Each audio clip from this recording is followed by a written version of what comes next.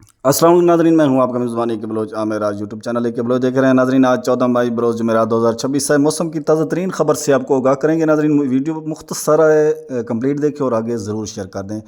مختصر مغربی ہواؤں کا ایک سسٹم اور جو بحیرہ عرب سے آنے والی ہوائیں، اس ملاب سے ایک سسٹم آج ایکٹیویٹ ہوگا ناظرین۔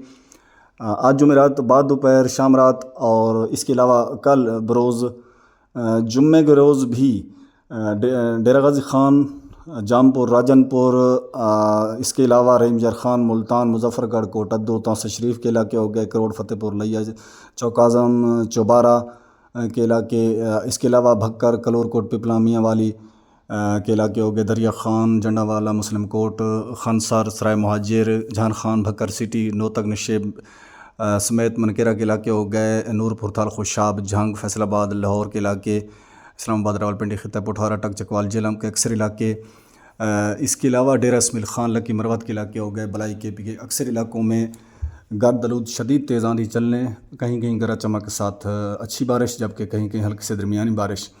آج بعد دوپہر شام رات کے دوران کچھ علاقوں میں آندھی کی شدت بڑھ سکتی ہے، بارش کے ساتھ شدید گرج چمک کا عمل بھی ہو سکتا ہے، اور اس کے علاوہ ژالہ باری بھی کچھ علاقوں میں دیکھنے کو ملے گی۔